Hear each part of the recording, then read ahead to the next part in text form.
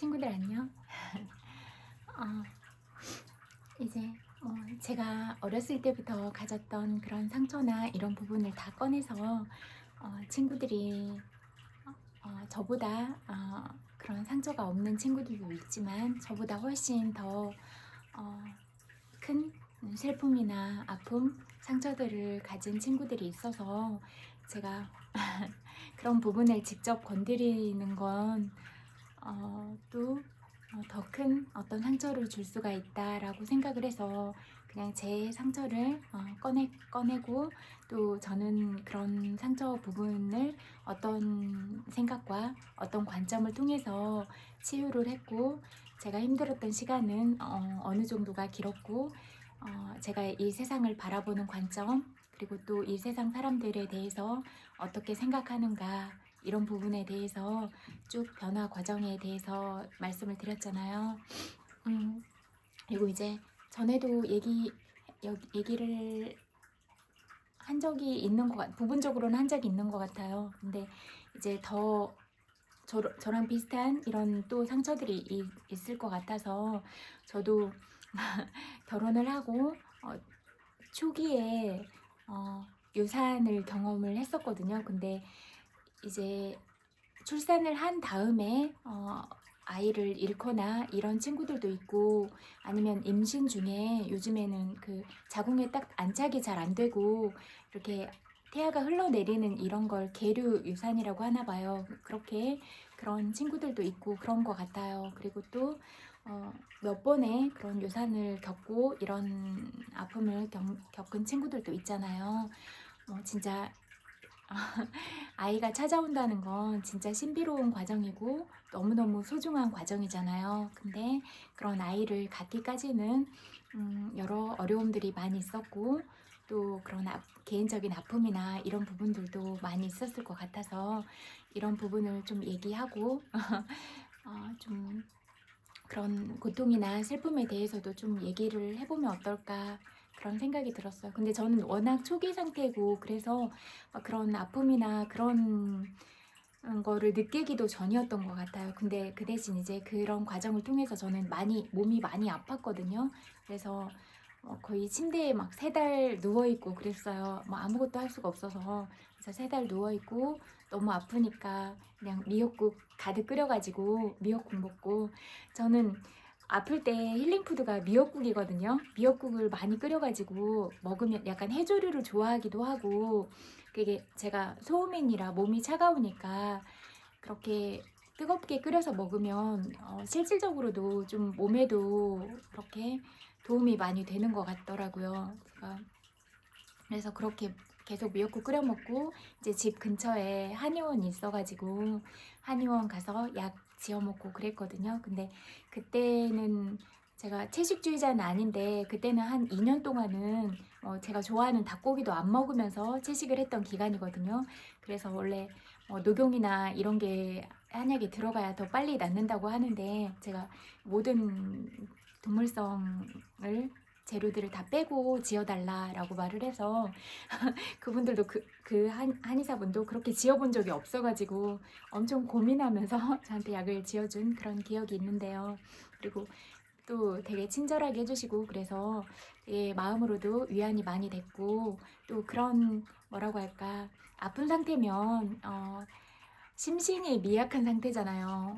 몸도 너무 아프니까 뭐 정서적으로 정신적으로도 약해 있고 그런 상태인데 그렇게 친절하게 얘기하고 그런 게 너무 도움이 많이 됐고 너무 감사하다는 생각이 들었거든요. 그래서 한의사분들, 의사분들은 환자가 왔을 때 정말로 정보의 비대칭 이런 상황으로 찾아오잖아요. 그리고 많이 불안하고 그랬을 때 환자를 어떤 마음으로 대하는가 이런 게 굉장히 중요할 것 같고 또 이제 AI가 병원에 도입이 되면 그런 정밀한 수술이나 이런 부분들은 로봇가 하면 환자에 대해서 진짜로 그런 어떤 환자의 정보나 이런 부분들도 그런 로봇들이 다 상담을 해서 의사한테 바로바로 기록이 주어지면 환자를 만나기 전에 그런 환자에 대한 정보를 의사들이 알고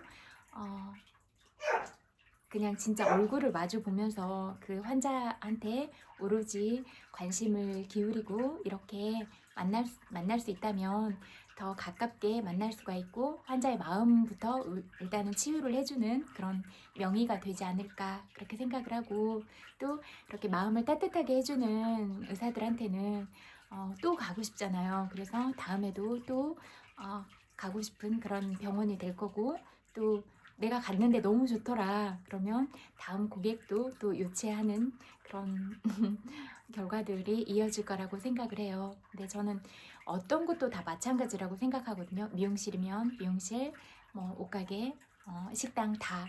근데 정말 바보 같아가지고 막 가면은 엄청 불편하게 대하더라고요. 어제도 되게 불편했거든요. 제가 식당에 가면 늘 사생활 침해를 하고 이러니까 불편하거든요. 진짜 대화도 아니고 요즘에는 AI 세상인데 무슨 진짜 농경 생활에 맞는 그런 의식 수준의 대화들을 막 해요. 그래서 제가 그때 얘기했잖아요. 돌고래 울음소리나 까마귀 소리라고 생각을 한다고. 저건 대화가 아니라 단지 음성 언어다 이렇게 생각을 한다고 했잖아요. 그러니까 저한테 느낄 때는 그 정도의 어떤 주제들이에요. 그런 얘기들, 말도 안 되는 얘기들만 계속 하고 있으니까 너무 시끄러운 거예요. 그냥 소음인데, 그러니까 배울 게 하나도 없는 대화인데 계속 시끄럽기만 한 거예요. 조용히 밥 먹고 싶은데 막 삿대질 왔다 갔다 계속 하면서 옆에 양 사이드로 할머니 할아버지들이 계속 막 무슨 탁구 게임 하듯이 계속 그렇게 하고 있는 거예요. 그래서 저는 항상 노래를 듣거든요. 노래를 듣거나 법문을 듣거나 그렇게 안 들으려고. 근데 너무 크게 하니까 바로 옆 테이블이었거든요. 불편하더라고요. 그래서 정말로 그런 공동의 공간에서 예의가 없다, 무례하다 이런 생각이 들었어요. 그리고 그런 대화의 수준이나 이런 걸 봐도 되게 그냥 저 어제 좀 건방져졌거든요. 되게 저급한 내용의 대화였거든요. 저 저급한 대화는 취급 잘 안 하거든요. 모든 대화를 다 그렇다고 생각은 하진 않지만 무례한 사람들이 하는 대화는 저급하다고 생각을 하거든요. 대화의 수준이나 단어의 사용이나 대화의 주제나 이런 부분에 대해서 저는 제가 인식하고 제가 생각하고 제가 추구하는 방향이 확실히 있어요. 그래서 이렇게 민폐를 끼치면서 하는 대화들은 정말로 저급하다 이렇게 생각을 하거든요. 그리고 그런 거 취급 안 한다고 했잖아요. 근데 다만 뭐 배울 점도 없는 대화를 막 하니까 막 무슨 벌들이 윙윙거리는 것처럼 너무 시끄러운 거예요. 밥을 조용히 먹고 싶었는데 그래서 불편했어요. 그래서 저기 안쪽 자리에 앉았는데 그쪽에는 뭐 8인석이라고 해서 바꿨는데 다음에는 그냥 앉으려고요. 왜냐면 사람이 없는 상태니까 괜찮을 것 같더라고요. 그래서 진짜 친절하게 이렇게 해주는 직원도 있었지만 막 그렇게 손짓으로나 이렇게 하고 왔다 갔다 계속 하고 이런 직원도 있었고 그랬어요. 그래서 무례하다 이런 기본적인 어떤 사람을 대하는 태도나 이런 게 안 돼 있다 그렇게 느꼈어요. 근데 상관은 없어요. 크게 뭐 제 인생에 어떤 지대한 영향을 미치는 사람들도 아니고 제가 무례한 사람들 때문에 뭐 특별히 마음 상하거나 그렇지도 않지만 다만 시끄러우니까 불편했다 딱 그 정도예요. 그 정도고 진짜로 제가 뭐 마음을 많이 주고 심장을 나눌 정도 이 사람들이 그런다면 타격이 있는데 웬만한 이런 일들은 일상에서 너무 비일비재하게 일어나가지고 그냥 뭐 날파리가 윙윙거리는 그런 수준 정도? 이 정도거든요 이제는. 그래서 그냥 근데 계속 그러더라고요. 뭐 지나가는 길에서도 그러고 그래서 처음에는 그냥 저도 무례하게 하는 거에 딱 이렇게 치는 이런 면이 있어서 얘기했는데 아유 맨날 이럴 거니까 이렇게 해봤자 내 목만 아프겠다. 그냥 내 목소리를 아끼자. 그냥 그런 생각이 들더라고요. 그래서 그냥 하던 말던 행위 예수라는 사람들이 많고 그냥 시끄럽게 떠들면서 자기들 엎짓는 거니까 내버려 두자 이런 생각이 들더라고요. 그리고 제가 늘 가르쳐 줘도 그거를 못 받아들이니까 지혜가 없는 사람들인 거잖아요. 이미 제가 저를 위해서 말하는 것도 아니고 정말로 친구들이 현생을 어떻게 잘 살아가고 현생에서 잘 살아가는 것들이 재화의 그런 재화를 불러들이는 수단으로 활용이 되고 또 이 생을 잘 살아가고 마음을 아름답게 사용하는 것들이 다음 생에도 좋은 환경에서 태어날 수 있는 그런 어떤 기반을 마련하는 거고, 또 이런 상생의 인연들을 잘 닦아놔야 다음 생도 지혜로운 인연들을 만나서 내가 행복하게 살아갈 수 있고, 이런데 이렇게 뭔가 좋은 것들을, 좋은 마음을 나누고 사랑을 주고 가르쳐주고 이런 사람한테까지 이렇게 한다는 건 이미 안목이 없다, 이렇게 생각을 하거든요. 그래서 안목 없는 사람들과 무슨 얘기를 더 할 수 있을 것인가, 그런 생각이 들더라고요. 그래서 그렇지만 제가 제 삶의 목표는 온 세상 사람들을 다 사랑하고 늘 사랑과 감사를 얘기하고 이렇게 삶의 지표로 삼았기 때문에 이런 부분은 늘 말하려고 하는데요. 그냥 못 알아듣는 사람들은 계속 그냥 자기들이 그렇게 업을 짓는 거고, 그냥 정말로 사랑이 없고 불쌍한 사람들인 거잖아요. 그러니까 어떡하겠나, 그런 생각이 들더라고요. 그래서 이렇게 진심을 담아서 정말로 공부의 방향을 얘기하고 사랑을 주고 알려주고 이런 것도 받아들일 수 있는 지혜가 없구나, 인지 구조 자체가 정말로 저급하구나, 이런 것들을 많이 느꼈어요. 근데 뭐 그렇게 대화 자체가 안 되니까 뭐 어쩔 수가 없잖아요. 이 대화도 내가 하는 말을 알아듣고 이해하고, 또 이런 반대적인 어떤 의견을 제시하거나 제가 생각하지 못한 어떤 다른 방향들을 제시하거나, 그렇게 상호 교류를 통해서 네 생각이 그래? 아, 네 마음이 그렇구나. 아, 좋은 방향인 것 같아. 아, 근데 나는 이렇게 생각한다. 이렇게 서로 내 사고가 확장이 되고, 말하는 다른 상대방의 사고가 확장이 되고, 이런 교류들이 일어나고 소통이 되고, 나의 느련 세계들이 연결이 되면서 늘 내가 아직 깨우지 못한 잠재 의식의 수준들까지 더 확장이 되고, 나의 어떤 사고관이 더 깊어지고, 그리고 내가 자아 성찰을 더 깊게 해서 진짜 나와 만나는 시간들을 많이 갖고, 내가 자각을 갖고 메타 인지를 가지고, 내가 무슨 말을 하는가, 내가 무슨 생각을 하는가, 내가 어떤 가치관을 가지고 있는가, 내가 삶의 지표를 어떤 방향으로 가지고 가는가, 이런 모든 부분을 내가 관찰자 입장에서 제3자의 시선으로 바라봐야 되는데, 이걸 못해요, 사람들이. 그래서 늘 다른 사람의 인생을 시기 질투하고 늘 상대심을 내고 다람쥐 쳇바퀴 돌듯이 그렇게 살아가고 있는 거거든요. 근데 제가 그럴 필요가 하나도 없다고 말했잖아요. 제가 파란색이면 여러분이 좋아하는 색깔이라고. 그래서 그냥 다 그렇게 아예 다른 색깔이 비교가 되겠는가, 그런 얘기를 했어요. 그리고 제가 여러분을 생각할 때는 또 다른 나처럼 그렇게 귀하게 여기고 정말로 사랑스럽게 생각하고 대한다라고 말했잖아요.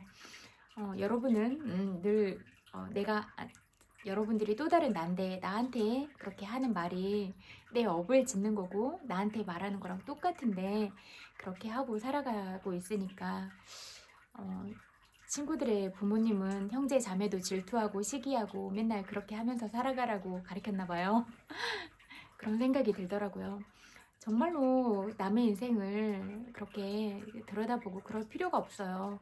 내가 지금 현재 가진 거에 만족하고 감사하고, 그리고 내가 지금 이미 성취한 것들에 대해서 대견해하고, 그렇게 내가 가진 것들이 충분히 많잖아요. 내가 지금 이 몸을 가지고 있고 아프지 않으면 이걸로도 충분히 감사하고, 내가 지금 사랑하는 사람이 옆에 있으면 그걸로도 감사하고, 또 아프더라고 하더라도 더 많이 아프지 않은 거에서 감사하고, 또 이렇게 내가 슬프거나 괴롭거나 힘든 일을 당했을 때 내 업이 소멸해 가고 있는 과정이니까, 내 업이 다 이렇게 소멸이 돼서 내 삶이, 내 인생이 가벼워지고 있구나, 내 업을 다 털고 나면 다음 생은 내가 편안하게 살 수 있다, 이런 마음으로 살아가라고, 제가 어떻게 괴로운 상황에서 어떻게 마음을 잡고 갈 것인가, 그리고 지금 있는 곳에서 어떻게 감사를 느끼고 행복을 느낄 것인가, 이런 작은 부분에 대해서도 다 디테일하게 설명을 해드렸잖아요. 근데 그 부분을 알아들일 수 있는 지혜가 없는 거예요. 지혜가 없고 마음도 없는 거예요. 그러니까 늘 괴롭고 늘 시기 질투하고 늘 비교하고, 그러니까 그런 거예요. 그래서 그럴 필요가 뭐 있어요. 내 인생은 내 인생이고 다른 사람의 인생은 다른 사람이고, 내가 가진 부분은 이런 부분들이 있고, 그러면 내가 가진 거에 충분히 감사하고, 또 내가 어떤 입장에 있던지 어떤 위치에 있던지 내가 하고 있는 일에 대해서 자부심을 갖고, 내가 만약에 청소를 하고 있다고 해봐요. 그러면 내가 늘 수고롭고 이러지만 나 때문에 이렇게 깨끗한 환경에서 사람들이 맑은 공기를 마시면서 살 수 있어. 내가 식당에서 일을 하고 있으면 내가 좀 고단하고 이렇긴 하지만 내가 만든 음식을 이렇게 맛있게 먹어주는 사람들이 있어. 참 고마운 일이다. 감사한 일이다. 또 내 식당에 찾아오는 손님은 나한테 와서 내가 돈을 벌 수 있으니까 참 감사하다. 고맙다. 이런 마음을 가지면 되잖아요. 옷가게, 미용실, 그냥 나한테 찾아온 이 손님이 정말로 고맙다, 감사하다, 이런 마음이면 어떻게 찾아온 손님한테 함부로 대해요. 그리고 모든 사람들이 나의 형제고 또 다른 나고 내 자식과 같다라고 생각하면, 내 자식이 나가서 누구한테 성추행 당하거나 그러면 행복해요? 내가 다른 사람한테 이런 마음을 가지면 내 자식도 밖에 나가서 그렇게 무례한 대우를 받는다, 이렇게 생각을 해보면 쉬울 것 같거든요. 그러니까 내가 존중을 받으려고 하면 다른 사람을 존중하고, 내가 사랑을 받으려고 하면 다른 사람을 사랑하고, 내가 다른 사람한테 예쁜 말을 들으려고 하면 내가 예쁜 말을 하고, 내가 그런 감사를 받으려면 내가 감사의 말을 하고, 뭐든지 내가 하는 그대로 내가 받게 되는 복의 이치가 똑같거든요. 그러니까 내가 하는 말이 곧 내 인생이구나, 내가 하는 말이 곧 내 운명이 되는구나, 이것만 기억하면 함부로 말할 수가 없어요. 가볍게 말할 이유도 없고, 정말로 책임감 있고 무겁게 말을 해야 될 이유가 분명하거든요. 그러니까 그런 것만 딱 인식하고 있어도 돼요. 다른 사람을 널리 사랑하고 이런 것까지 못하겠으면 내가 하는 생각, 내가 하는 말이 내 운명이다, 이것만 알아도 돼요. 이것만 알면 내 운명을 가볍게 말하고 가볍게 행동하고 그렇게 할 것인가, 이 생각만 해보면 되잖아요. 그리고 사고체계 자체를 아예 리셋시켜서 아예 긍정으로 세팅해 놓으라고 했잖아요.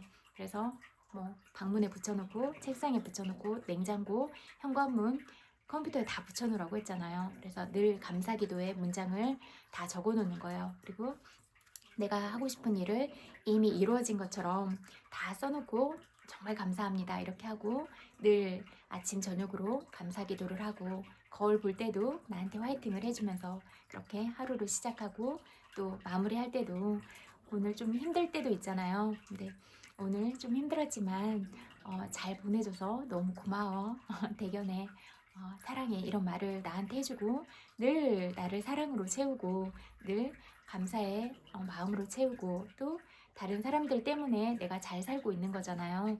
그러니까 혼자서 살아갈 수 없는 이 세상에서 이런 보이지 않는 모든 곳에서 사랑과 감사, 그런 정성들을 보내줘서 너무 고마워요. 이런 마음으로 살고, 보고 듣고 먹고 마시고 하는 모든 곳에 사랑과 감사가 있으니까 정말로 기쁜 마음으로 먹고 늘 기도하는 마음으로, 절에서도 바로 공양하기 전에 내가 이 음식을 먹을 그런 충분한 마음을 가졌는가, 이런 개송이 있잖아요. 그렇듯이 우리가 이 음식이 나한테 오기까지 얼마나 많은 농부들의 노고가 있었는가, 또 이런 여러 가지 어떤 간식이 또 만들어지기까지 얼마나 많은 사람들이 생산 과정에서 노동력을 들여서 이렇게 나한테 또 배송이 될 때도 그런 배송 시스템에 의해서 배달해 주시는 분들이 무거운 거나 가벼운 거나 비가 오는 날이나 눈이 오는 날이나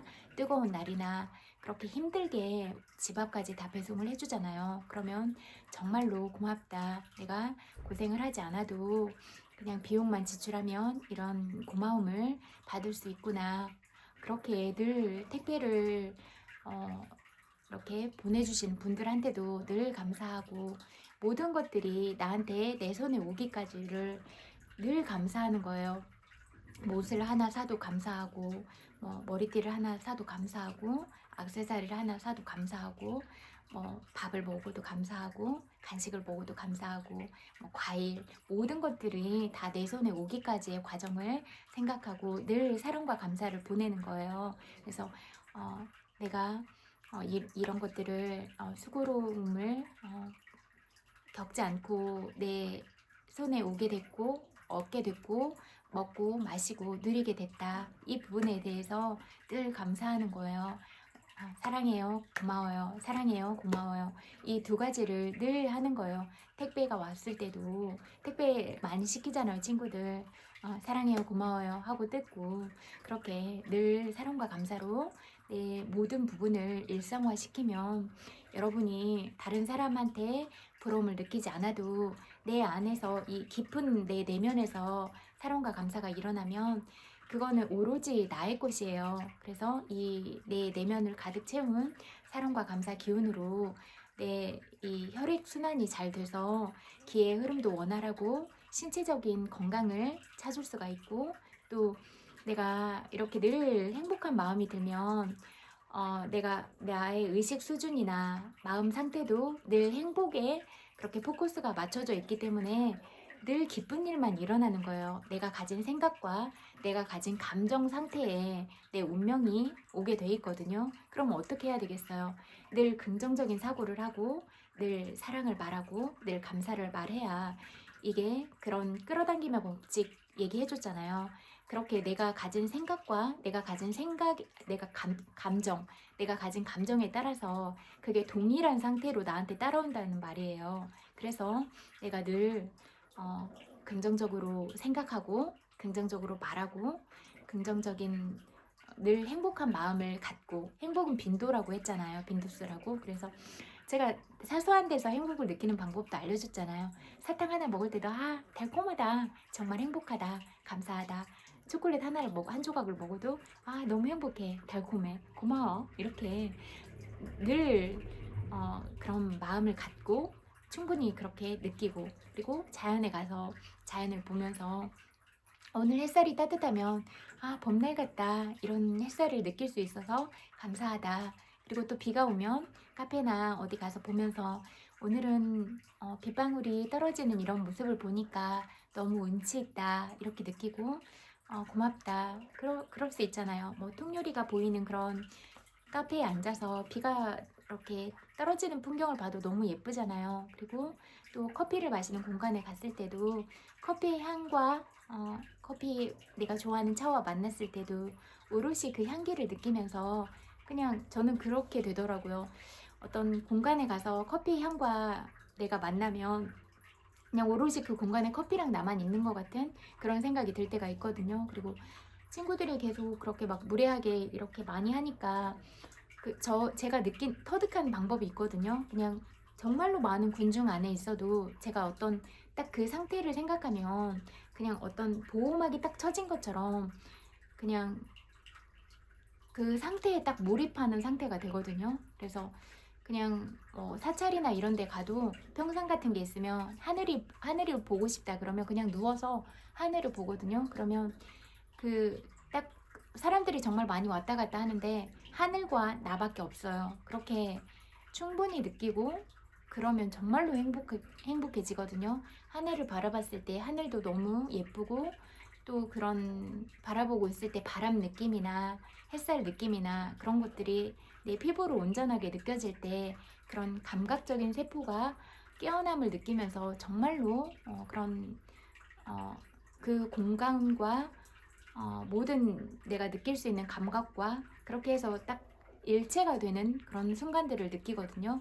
그러면 내 내면에서 느낄 수 있는 행복의 최상태, 최고의 상태를 만들 수가 있어요. 어떤 상황에서든지 이런 시간들을 좀 많이 만들거든요. 그러면 그럴 때마다 이렇게 몰입하면 되게 행복해져요. 그래서 물소리 이런 것도 너무 좋아하는데, 그래서 뭐 바닷가 가면 파도 소리에 집중해서 그냥 거기 바닷가에 앉아 있다가 오거나, 아니면 뭐 개울가 이런 데 가도 물소리가 들리는 곳에 앉아 있으면 뭐 사람들이 왔다 갔다 하거나 그냥 주변 상황이고 오롯이 물소리랑 나만 있거든요. 그렇게 만들면 정말로 행복한 순간이 많아져요. 저는 그럴 때가 진짜 행복하거든요. 그렇게 할 때, 또 아까 말했듯이 자연에서 그렇게 느낄 때, 그리고 제가 글을 쓸 때, 제가 가장 힘들었을 때 사랑과 감사를 발견을 했거든요. 그래서 저는 약간 그런 게 있는 것 같아요. 진짜 사고 자체가 긍정적이라서 해결할 문제가 있으면 진짜로 더 용감해지고 힘이 나거든요. 좀 약간 승부욕 생긴다고 해야 될까? 그렇게 제가 하고 싶은 거에 대해서 이렇게 딱 장애물을 만나면 좋다. 내가 넘는다. 넘어지게 하면 내가 넘어진 속도보다 빨리 일어나겠다. 그리고 나한테 인생이 파도를 주면 멋지게 서핑해 주겠다. 도움닫기 해서 더 멀리 뛰겠다. 그리고 인생이 나한테 진흙을 준다면 그 진흙 안에서도 우아하게 연꽃처럼 피어 있겠다. 이런 얘기들을 늘 나한테 해줬어요. 그래서 이런 마음으로 사니까 뭐 어떤 상황에서도 두려운 거나 이런 건 하나도 없었고, 잠깐 힘들 때 어떤 뭐 도전을 해야 될 때도 늘 그런 생각을 했어요. 그리고 이게 내가 하고 싶은 거는 무조건 하거든요.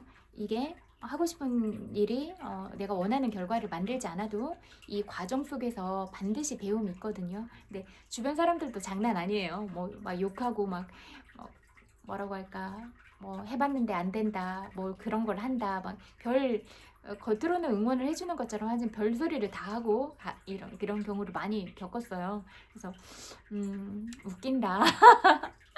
네가 날 알아? 이렇게 그냥 나도 나를 모르는데 네가 나를 알겠냐? 막 이렇게 그냥 취급 안 하거든요. 그런 말은, 모든 부정적인 생각들, 뭐 그런 의견들은 원래 취급 안 해요. 그래서 그런 환경에 놓여 있을 때도 절대로 방해를 받지 않았고, 그런 상황에 있어서도 방해를 받지 않았고, 그런 사람들한테 물들지도 않아요. 제가 딱 고수하는 기준점들이 확실히 있거든요. 저는 옛날에는 더 많았어요. 근데 이제 지금은 그 자존심도 많이 이렇게 내려놨고, 그런 어떤 틀들도 많이 내려놨어요. 옛날에는 그런 틀이 너무 많아가지고 딱딱딱 이렇게 맞아 떨어져야 되고, 딱 이렇게 1, 2, 3 이게 정해지고 답이 명확하게 나와야 되고, 정확한 설명이 있어야 되고, 객관적 데이터가 확실히 있어야 되고, 약간 이런 뇌구조를 가졌거든요. 그래서 완벽주의, 약간의 강박도 있고 이러니까 막 그런 엄청 심하지는 않은데 그런 성향이 있어요. 완벽주의 성향에다가 강박도 엄청 심하지는 않고, 그냥 뭐 양말이 있으면 그 짝을 꼭 맞춰야 된다던가, 뭐 한 쌍의 핀이 있거나 액세서리가 있으면 꼭 맞춰야지, 그게 안 맞춰지면 그냥 하나도 버려버린다던가, 약간 이런 면이 좀 있어요. 그리고 하나를 잃어버리면 그걸 끝까지 찾아야 된다거나 이런 게 있었거든요. 지금은 좀 그때보다는 덜해요.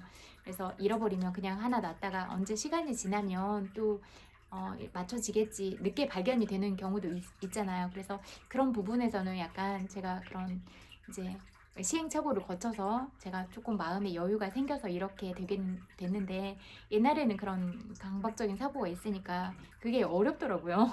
예, 그런 성향이니까 그런 게 어려워요. 그래서 이제 여러분들도 다 여러분이 가진 어떤 부분들이 있을 거잖아요. 그래서 타고난 발을 어떻게 조금 더 이렇게 강가의 동그란 돌처럼 이렇게 동글동글하게 만들어 갈 것인가, 이 부분이 중요해요. 그래서 저는 이제 그런 감각적인 면이나 그런 보고 느끼고 이런 모든 면들, 관찰하는 면들이 다 예민하게 태어났으니까 생각도 많고, 그래서 늘 생각이 너무 많다, 너무 예민하다, 너무 솔직하다, 이런 말을 들었는데, 저는 이 부분을 제가 저의 강점으로 승화를 시켜서 여러분들을 날카롭게 관찰하고, 어떤 부분에 솔루션이 필요한가, 이런 것들을 더 세밀하게 볼 수 있는 장점이 저한테 있다고 생각을 하고, 또 제가 다 이렇게 솔직하니까 여러분의 상처도 여러분도 저렇게 상처를 다 꺼내도 되는 거구나.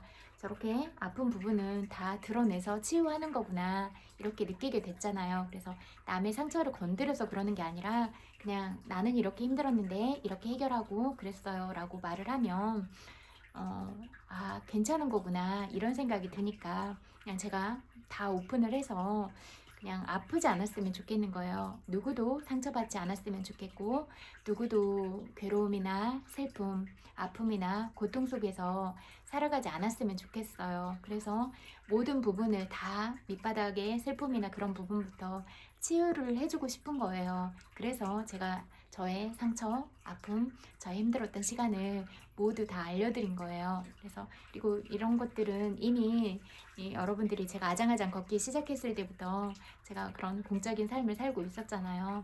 그래서 이미 다 알 거고 그래서 그렇지 않다고 하더라도 저는 해파리처럼 투명한 사람이라서 그렇게 저를 꽁꽁 싸매고 그렇지는 않은 것 같아요. 다만 예전에는 너무 자존심이 세고 또 너무 조용하고 이러니까 어떻게 표현을 해야 될지 몰라서 그냥 말을 안 했던 것 같아요. 근데 이제 이렇게 말을 하는 게 자연스러운 일이고 내가 내 상처를 드러냄으로써 다른 사람을 치유해 줄 수 있다라고 판단을 했기 때문에 그런 시점부터는 다 얘기를 했거든요. 그래서 때때로 막 이런 개인적인 부분으로 공격을 하고 협박을 하고 그런 사람들도 있었어요. 그래서 내가 해보자. 저는 약간 그렇게 하면 엄청 저돌적이 되거든요. 해봐. 어떻게 하나 보자. 내가 더 가장 솔직하게 얘기할 수 있으니까 해봐라. 이렇게 했거든요. 저는 하나도 안 무섭거든요. 세상에 무서운 것도 없고 부러운 것도 없고 그래요. 그러니까 저는 누구를 봐도 시기 질투하는 마음이 0이에요. 그래서 예쁜 사람 보면 너무 좋은 거예요. 그래서 진짜 예쁘다. 제가 동네에 동태집을 자주 가는데 거기 사장님이 키도 크고 되게 예쁘세요. 그리고 볼 때마다 예쁜 사람 보면 기분 좋잖아요. 그래서 제가 예쁜 사장님 맨날 이렇게 부르거든요. 그래서 어제는 제가 동생이 비트를 많이 줘가지고 제가 먹는 양이 적어서 챙겨서 사장님 드렸어요. 그냥 깎아 드셔도 된다고. 네, 그랬더니 사장님이 되게 고마워하시면서 내가 줘야 되는데 이러시더라고요. 근데 그 사장님은 되게 현명하신 것 같아요. 그래서 그리고 또 예쁜데 이렇게 저처럼 아기자기하게 꾸미고 이런 것도 좋아하시더라고요. 또 예쁜 사람이 꾸미니까 더 예쁜 거예요. 막 손톱도 예쁘게 하고 있고 막 그런 반지나 핸드폰도 막 반짝반짝하게 예쁘게 해놓고 또 식당에도 잘 모르겠다. 렘브란트 그림인가? 저 잘 모르겠거든요. 유명한 그림인데 그런 그림도 이렇게 해놓고 그러니까 행복하더라고요. 그런데 앉아있고 그리고 문에도 예쁜 그런 글을 써가지고 그렇게 놨거든요. 그래서 그런 거 보면 그냥 행복해지잖아요. 어떤 식당에 갔는데 아름다운 그림이 있고 아름다운 글이 있고 또 어떤 음식에 대한 효능이 있고 저 음식에 대한 효능 찾아보고 이런 거 너무 좋아하거든요. 그래서 그런 효능 써있으면 다 읽어봐요. 그리고 읽어보고 또 궁금하면 또 찾아보고 이렇게 재밌거든요. 그렇게 하는 게. 그러니까 제가 행복감을 느끼는 건 그런 것 같아요. 뭐 자연을 느낄 때 그리고 제가 그런 커피 향을 느낄 때나 제가 오롯이 어떤 공간에 들어가서 몰입감을 느낄 때 그리고 뭐 초콜릿 한 조각 먹을 때 막 모든 곳에서 행복감을 느끼는 것 같아요. 그렇게 느끼고 그리고 글 쓸 때랑 그리고 또 그냥 모든 부분에서 다 느끼는 것 같아요. 일상에서 뭐 강아지랑 놀 때, 산책할 때, 그리고 뭐 별거 아닌 거 볼 때, 막 무슨 웃긴 영상이나 그런 거 보면서 깔깔깔 거릴 때 거의 그런 것 같거든요. 웃음이 많기도 하고, 되게 웃긴 거 보면 잘 못 참기도 하고, 뭐 되게 개구쟁이처럼 장난도 심하고, 농담하는 것도 좋아하고, 뭐 이러니까. 그래서 그렇게 지내는 것 같아요. 그리고 제가 힘든 날들도 많이 겪고 힘든 인연도 많이 겪어서 지금이 너무 행복하고 감사하니까 그냥 그거 자체로도 너무 감사하고 그냥 계속 뭐 300배 하고 계속 산책하고 그럴 때 스치는 생각들이 있는데 이제 네 업이 다 끝났다 이런 생각이 왔거든요. 그래서 그냥 그런 게 느껴지면서도 너무 행복했거든요. 그래서 그냥 늘 그런 내면의 나와 만나고 삶의 본질은 무엇인가, 사람의 인생은 무엇인가, 그리고 나는 왜 태어났는가, 그런 근원적인 질문들을 늘 했어요. 그러고 이 세상은 어떻게 돌아가고 있는가, 사람들은 왜 이렇게 살아가고 있는가, 이런 요인들은 무엇인가 늘 객관적으로 분석하고 생각하고 답을 찾고 늘 그랬거든요. 그러니까 이해가 되는 거예요. 세상이 어떻게 돌아가고 있고, 그리고 제가 가장 솔직하게 말을 하니까 친구들도 이제 솔직하게 말을 하고 하면서 다가오기 시작했고, 근데 제가 이미 그 전에 제가 분석적이고 예민하고 그러니까 다 보고 듣고 느끼고 객관적인 데이터들도 다 마련해 놓고, 그렇게 해서 말로 하고 글로 쓰고, 그러면서 또 친구들이 더 많은 부분을 이야기하고, 그래서 세상의 이치나 사람들의 생각이나 세상이 어떻게 움직이고 있는가, 이런 것들을 다 보게 됐고, 또 제가 어렸을 때부터 그렇게 살아가다 보니까 진짜 이 세상 지구촌 모든 사람들과 다 연결이 돼 있는 거예요. 그래서 이제 또 그런 어떤 국가를 책임지고 있는 사람들하고도 다 이렇게 연관이 돼 있으니까, 또 그런 분들하고도 이렇게 소통을 하고 글을 쓰기도 하고 제가 영상을 남기기도 하고 그분들이 하는 얘기를 듣기도 하고, 그러면서 이렇게 어떤 그런 균형점, 이런 부분을 찾아가기도 하고, 또 진짜로 어떤 부분에 있어서 상처가 있다거나, 이 세상 모든 사람들이 상처가 있으니까 그럴 때 정말로 내 일처럼 같이 울어주고 같이 슬퍼해주고 진심으로 위로해주고 그런 마음으로 쭉 보냈거든요. 그러니까 처음에는 잘 몰랐다가도 그런 마음을 알고 느끼고 더 저를 아껴주고 사랑해주고 그렇다고 생각을 하거든요. 그리고 이미 제가 어릴 때부터 있었으니까 저를 아끼고 그런 분들은 몇십 년의 세월을, 제가 진짜 병아리였을 때 아무것도 몰라서 실수투성이고 부끄러움 투성이었을 때부터 그렇게 사랑해주고 있어서 정말로 감사드려요. 저도 이번 생이 처음이라 아무것도 몰랐던, 그리고 저도 여러 그런 인연들을 통해서 정말로 슬프고 아프고 괴로웠던 시간들, 그리고 또 저도 그때는 더 예민하고 날카롭고 이러니까 저도 막 성질내고 있을 때 그리고 그럴 때도 사랑해주고, 또 여러분의, 그리고 이제 제가 공인으로 살아가자라고 마음을 돌렸고, 그때도 이제 이런 세상인 줄은 몰랐고 그냥 왠지 온 세상 사람들을 사랑하고 싶었거든요. 사랑하면서 살고 싶었거든요. 그렇게 이제 마음을 먹은 다음에 현실이 이렇다라는 걸 알게 되니까 조금 더 덜 충격적이었고, 이제 초반에는 충격적이었죠. 진짜 제가 감당이 안 되고 이러니까, 너무 사생활 침해 많이 하니까 불편하고, 또 저는 그런 거 부당한 거 정말 못 참는 성격이니까 이씨 뭐 이러면서 다 죽었어 뭐 이렇게 지파 아파 이렇게 그런 성격이니까 어렸을 때부터 좀 그 부당한 거는 잘 못 참았던 것 같아요. 엄청 조용한데 불의를 보면 못 참는 이런 의리도 있고, 누가 약한 사람이 괴롭힘 당하거나 그러면 내가 해결할게 이렇게, 이런 성격이에요. 그래가지고 예전부터 그랬던 것 같아요. 되게 조용히 있다가 막 미팅에 나갔을 때도 되게 껄렁껄렁하게 오면 내가 얘기할게, 그냥 가자, 여기 있지 말자 뭐 이렇게 하면 그래서 무서워서 말 못하겠어 그러면 내가 얘기할게, 그리고 제가 딱 얘기하고, 그리고 뭐 말 끝났으니까 가도 되죠? 뭐 이렇게 해서 딱 얘들 가자 데리고 나오고 막 이랬거든요. 그러니까 그 친구들이 윤민이 무섭다고 막 이랬거든요.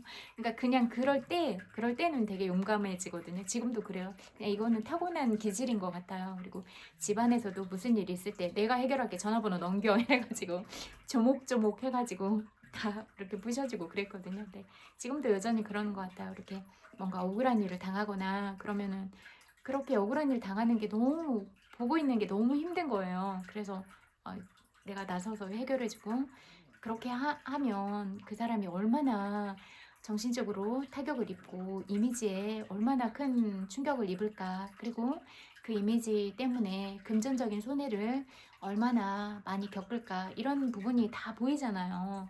그러니까 그렇지만 아무도 보상해주지 않으면서 그렇게 이미지를 실추하고 언론에서 그렇게 함부로 기사를 쓰고, 그리고 실질적으로도 그런 신문 기사나 방송이나 이런 부분 때문에 소중한 사람들이 너무 많이 죽었고, 그래서 이거는 정말로 있어서는 안 되는 일이다. 이런 생각이 굳어졌거든요. 어떤 순간부터. 그래서 반드시 이런 부분을 지켜야겠다. 그리고 또 저를 어렸을 때부터 많이 사랑해주던 그런 분들도 그런 파파라치나 이런 사람들 때문에 고통스러워 하다가 죽은 걸 아니까 정말로 가슴 아프게 생각하고, 막 화장실 가도 밑으로 막 사진 찍고, 뭐 사적으로 뭐 남자친구를 만나거나 그래도 계속 사진 찍고 이러니까 그 피해서 가려고 하다가 교통사고가 나서 이렇게 다른 세상을 가기도 하고, 이런 사실들이 너무 가슴이 아팠어요. 그리고 그때는 몰랐죠. 너무 늦게 알았죠. 그렇게 너무 밀접하게 관계가 돼 있어서 가족처럼 사랑해줬던 사람들이 그렇게 떠났다는 사실이 너무 가슴이 아팠거든요. 그래서 알지 못해서 지켜주지 못했다, 이런 마음이 너무 크니까 너무너무 미안하고 이런 생각이 많이 들어서, 지금은 알았으니까 절대로 단 한 사람도 잃을 수 없다. 그리고 어떤 경우에라도 그렇게 하면 반드시 지키겠다, 이런 마음을 먹었거든요. 그래서 또 제가 이런 부분은 저희 기질로 잘할 수 있고, 또 제가 어떻게 해서 좋은 방향으로 여론을 형성하고 사람들의 힘을 모으고 이런 부분도 알거든요. 그래서 그렇게 노력하고 있어요. 그래서 여러분이 진짜로 말하고 행동하고 기사를 쓰거나 어떤 뉴스로 다룰 때는 그 사람의 인생을 생각하면서 다뤄야 된다라고 생각을 해요. 그래서 내가 무심코 하는 이 말이 그 사람한테 비수가 돼서 이 사람한테 평생 살아가는데 트라우마를 줄까? 아니면 이 사람이 죽고 싶게 만들까? 이런 부분에 대해서도 충분히 내가 객관적인 검증의 절차를 거치고 이 부분을 써야 된다. 그리고 기사화할 때도 그 사람과 인터뷰할 때는 어떤 부분까지 이거를 기사로 내도 되는지를 얘기를 하고, 이 부분까지 내겠다 하면 정확하게 그 부분만 내야지 기사로 다루지 않겠다고 한 내용을 거짓말로 해서 더 낸다던가, 이것도 정말로 양심이 없는 짓이다, 이렇게 생각을 하거든요. 그래서 여러분들이 여러분의 말과 행동, 기사 때문에 살인자가 되지는 말아라, 이 말을 하고 싶어요. 얼마나 무고한 사람들이 다른 소중한 생명들을 죽였는가, 책임감을 가져야 된다, 이렇게 생각을 하거든요. 그리고 우리는 이 세상에 단 한 사람들밖에 없어서 그 사람이 죽으면 그 사람을 대체할 수 있는 사람은 이 지구상에서 단 한 명도 없다, 이렇게 생각을 하거든요. 그러니까 그렇게 정말로 중요한 일을 하고 있는 사람들에 대해서 함부로 말하고 함부로 기사를 쓰거나 그러지 말아라, 이런 말을 하고 싶어요. 그래서 책임감 없게 말하지 말고 그 사람이 없다면 어떻게 될까, 이런 생각을 많이 해보셨으면 좋겠어요. 여러분은 제가 없어도 자유롭게 살 수 있고 행복하게 살 수 있으세요? 그렇다면, 그렇지 않다면 저한테 무리하게 대하지 않고 저를 가볍게 대하지 않아야 되는 거 아니에요? 저한테 예의 있게 대하고 그래야 되잖아요. 이게 진실은 아닌가요? 어떻게 생각하세요? 또 여러분이 늘 사생활 침해를 받고 늘 바바리맨처럼 대하는 사람들 가운데 있다, 그러면 진심으로 행복하세요?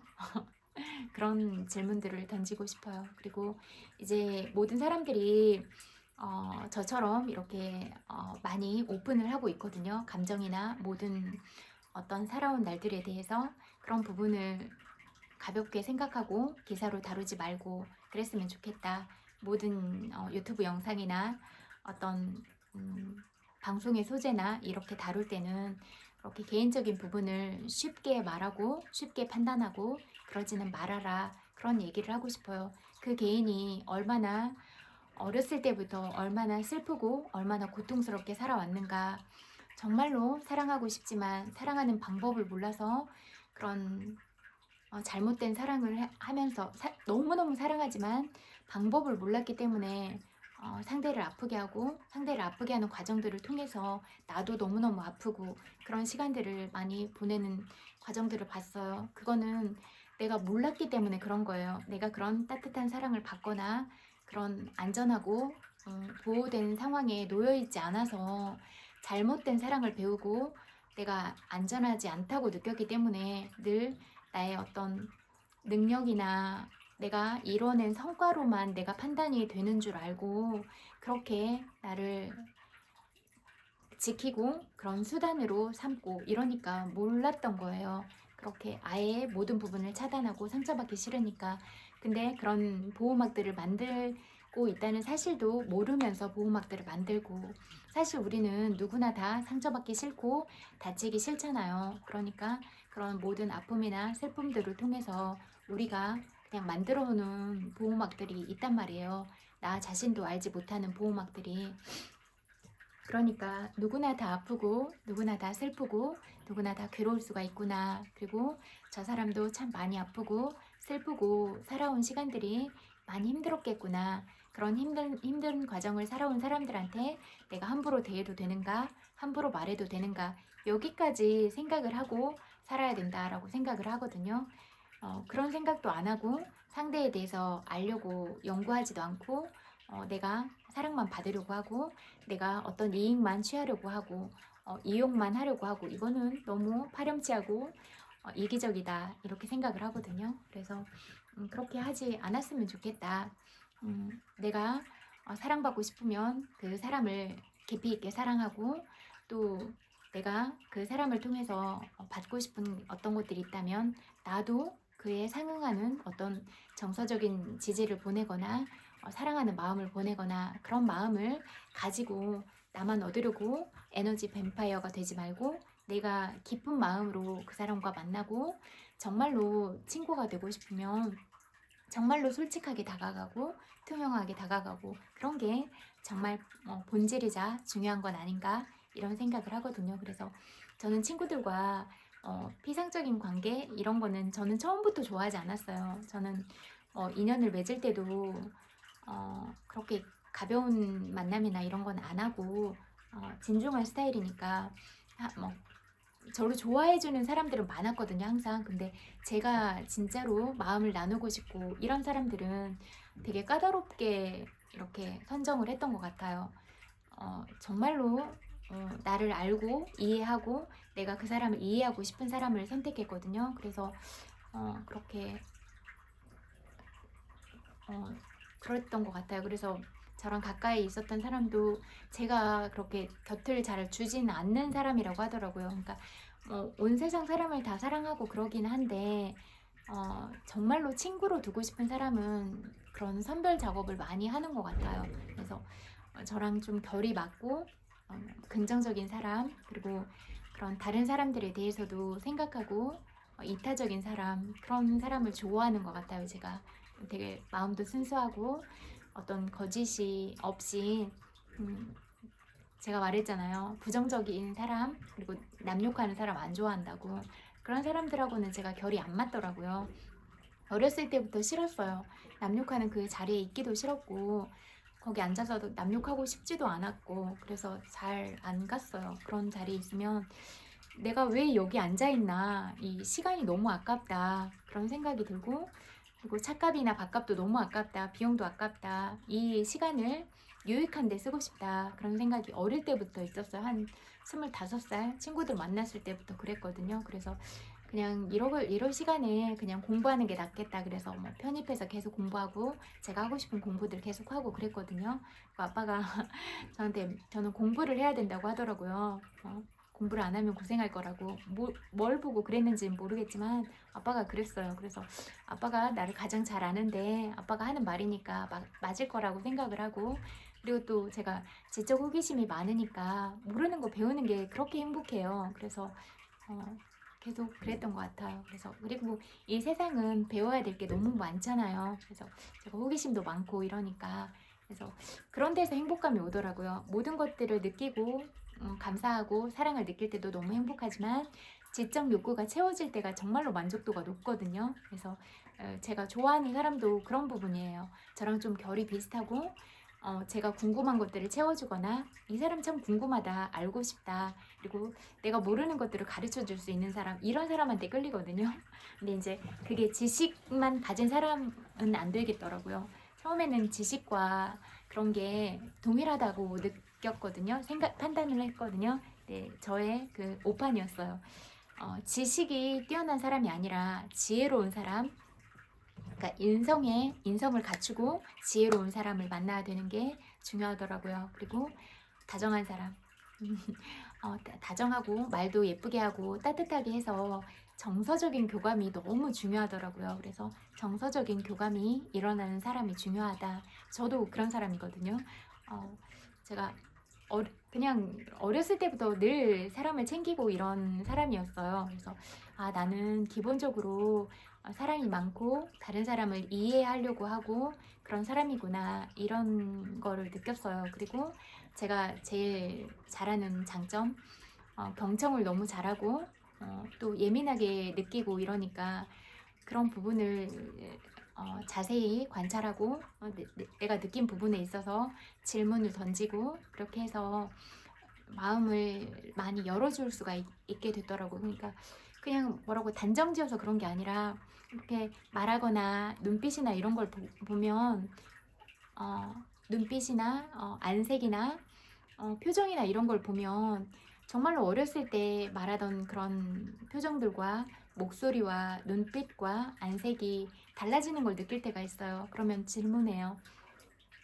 어렸을 때 참 총기가 있고 밝은 눈빛이고 그랬는데 왜 이렇게 깊이 있는 눈빛을 가지게 됐어요? 라고 질문을 하면 얘기를 해주더라고요. 그러면 이제 그런 얘기를 해주면 슬픔의 과정들이 분명히 있더라고요. 그러면 그걸 보면 너무 슬퍼요. 그래서 저도 근데 너무 슬픈데 안 울고 있는 걸 보면 더 슬프더라고요. 그래서 막 울고 그렇게 되더라고요. 그러면 이제 또 제가 상대방은 제가 완전하게 자기의 슬픔에 대해서 공감을 하고 그렇게 한다라고 생각을 하니까, 그리고 진짜 저는 100%의 진심을 담거든요. 그러니까 나를 위한 마음이 100%고 나를 진짜로 이해하고 나의 슬픔을 온전하게 이해하고 정말로 그런 어떤 위로하는 마음을 가지고 오는구나 이걸 느끼니까 사람의 마음이 녹아지는 것 같더라고요. 그래서 이런 작업들을 해서 여러분한테 다가가려고 노력하는 거예요. 그래서 그리고 이렇게 정말로 내 얘기에 100% 경청을 하고 나한테 완전한 관심을 쏟고 이런 과정 자체가 치유의 과정이자 정화의 과정인 것 같더라고요.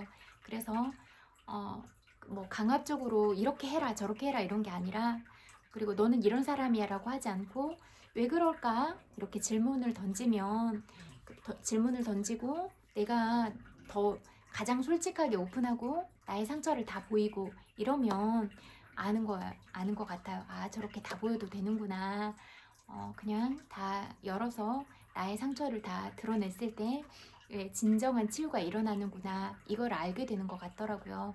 그래서 이런 작업들을 계속해서 이 세상에는 상처받는 사람이 너무 많으니까 그런 마음들을 이해하고 안아주고 싶고, 그런 상처가 다 내려놔지면 이제 제가 말했던 아까 사랑과 감사로 채우고 정말로 행복한 부분들을 일상에서 찾고 누구랑 비교하지 않아도 나라는 존재 자체가 얼마나 소중한 사람인가, 내가 이 세상에 태어난 건 반드시 이유가 있고 사명이 있는데 그게 뭘까 그렇게 늘 탐구하고 답을 찾기 위해서 늘 나한테 질문을 던지고, 그렇게 해서 내가 어떤 진리에 가까워지고 어떤 여러분들이 믿고 있는 그런 종교적인 그런 입장에 더 가깝게 다가갈 수 있고 그렇다면 너무 좋을 것 같거든요. 그러니까 그냥 일상에서 어렵지 않게 여러분이 성경 구절을 하나 선택을 해서 그날 그렇게 살고 또 다음날 다른 성경 구절처럼 살고 또 교전처럼 살고 또 아름다운 글귀처럼 살고 이렇게 하루하루를 보내면 여러분이 늘 그렇게 매일매일 성장하잖아요. 그리고 아침 저녁으로 감사기도 하고 나를 위한 그런 긍정적인 확언을 해주고, 그 조셉 머피 책에 그런 그 확언하는 내용들이 뒷부분에 다 디테일하게 있거든요. 그래서 그 책을 찾아보셔도 좋을 것 같고, 그거 요즘에는 오디오북으로도 잘 되어 있으니까 시간이 없으시면 잠깐 낮잠 잘 때, 저녁에 잘 때 그거 틀어놓고 들으면서 자세요. 그리고 요즘에 그렇게 너무 부드러운 목소리로 저는 개인적으로 정확하게 생각은 안 난다. 따뜻한 목소리 현준인가? 그분의 그런 음성을 좋아하거든요. 되게 이렇게 음성이 안정돼 있어요. 안정돼 있어서 편안함이 있더라고요. 그래서 그분이 해놓은 그런 여러 책들이 있으니까 그런 거를 들으면서 좀 어떤 아름다운 표현력들을 배우고 또 그런 책들을 통해서 내 지식이 깊어지고 이러면 좋을 것 같아요. 그리고 그런 오디오북을 통해서나 내가 직접 책을 읽어서 시간이 있으면 직접 책을 읽어서 내 상상의 나래도 같이 펼쳐질 수 있으면 더 좋다라고 생각을 하거든요. 작가의 생각과 나의 생각을 따로따로 정립시키고 또 통합해서도 생각을 하고 작가는 이렇게 말했지만 나는 생각이 달라. 작가의 말을 무조건 믿는 게 아니라 나의 사고로 또 다시 생각을 해놔야 돼요. 그래서 또 작가가 지식적인 부분은 말하지만 지식적인 부분과 인성이 일치하는 건 아니거든요. 그래서 그냥 그 부분은 지식적인 정보만으로 받아들이고 그 다음에 이제 뭐 인성적인 부분도 그렇게 갖췄다면 정말로 위대한 분이구나 이렇게 생각할 수도 있겠지만 또 보통은 안 그런 경우가 또 있으니까 그런 부분도 생각을 해보는 게 좋다 이런 말을 하고 싶더라고요. 그래서 우리의 삶도 내가 생각하는 거, 말하는 거, 행동하는 게 일치가 되게 살고 있는가 이렇게 늘 나를 통한 점검을 해보면 좋을 것 같아요. 내가 오늘 이런 얘기들을 하고 이런 대화들을 했는데 이거를 일치시키는 삶인가? 또 내가 긍정적인 대화의 주제를 이끌었는가? 긍정적인 사고를 했는가? 이런 것들을 늘 수시로 체크해서 그렇게 확인해 보면 좋을 것 같아요. 그리고 감사일기 같은 거는 핸드폰에도 감사일기 쓰는 그런 게 있고 그렇게 여러분들이 핸드폰으로 하는 게 익숙하면 아니면 이제 수기로 쓰는 거 좋아하면 작은 다이어리나 이런 거 있잖아요. 거기서 이렇게 예쁘게 꾸미고 이런 거 좋아하는 사람들도 있잖아요. 그러면 예쁜 스티커도 붙이고 그렇게 꾸며놓고 또 내가 나만 알 수 있는 어떤 그런 영감을 일으키는 글들을 써놓기도 하고 책에서 그런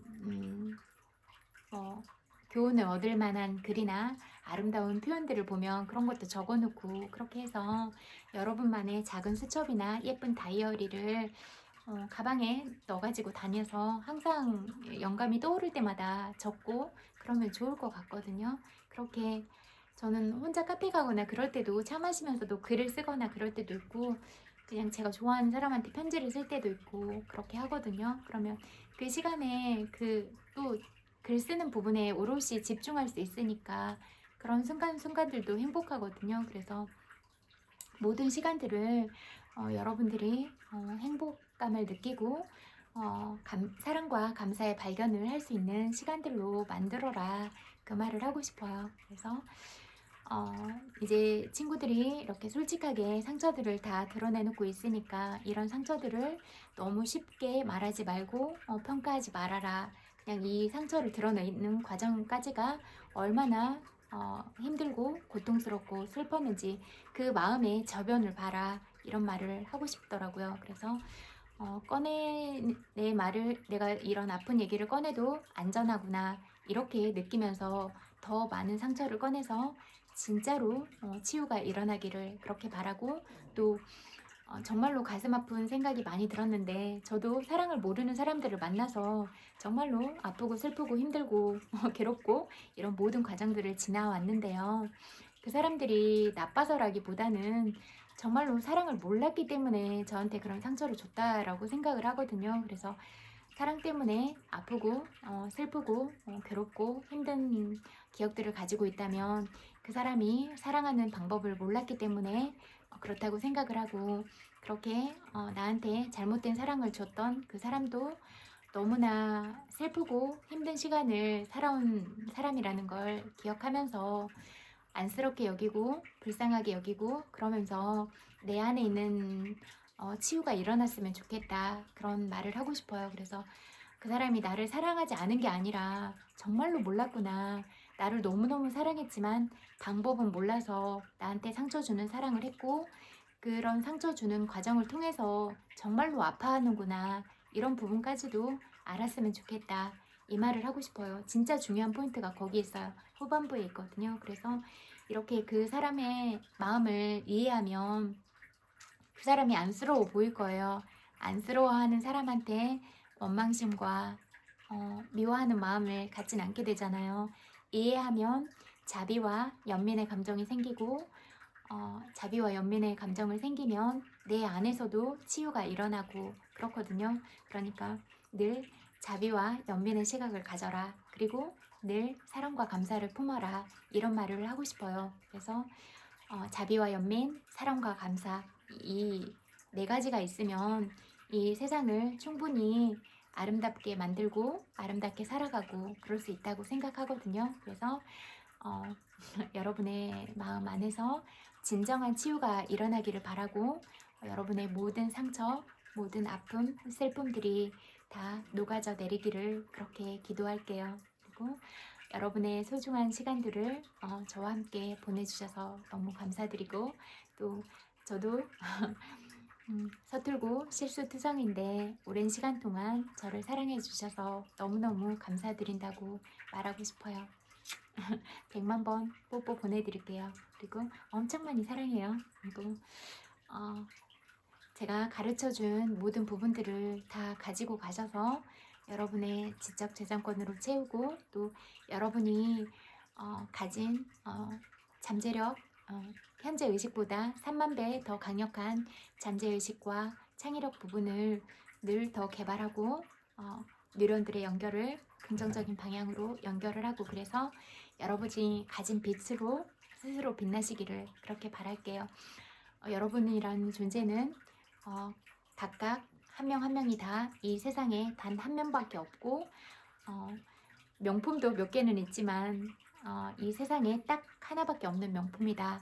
명품의 가치를 스스로 다른 사람한테 함부로 말하고 이래서 나의 가치를 훼손하지 말고 내가 명품으로서 어떻게 나의 본질을 지키고 흠집 나지 않게 만들어 갈 것인가 이런 부분에 대해서 늘 생각을 하세요. 나는 이 세상에 하나밖에 없는 명품이야.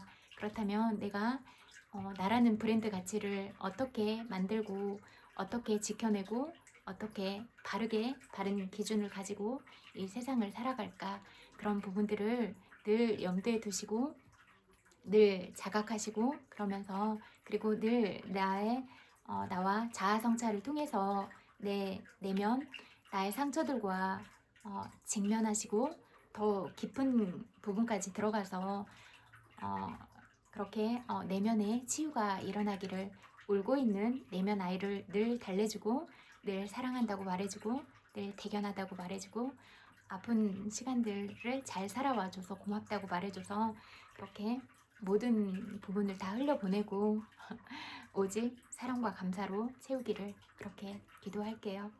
정말 고마워요. 그리고 남은 시간도 잘 보내시고 나른한 오후에 따뜻한 차 한잔 하시면서 감기 조심하시고 또 그렇게 너무 피곤하지 않게 일정들 잘 조율해서 몸이 아프지 않으셨으면 좋겠어요. 그리고 내 몸이 피곤하거나 아플 때 빠르게 민감하게 대처해서 저녁에 그런 따뜻한 약 같은 것도 뭐 쌍화탕이나 대추차나 그렇게 차도 드셔서 내 몸을 따뜻하게 하고 저는 힐링푸드가 미역국이라고 했잖아요. 근데 여러분의 힐링푸드가 또 있을 거잖아요.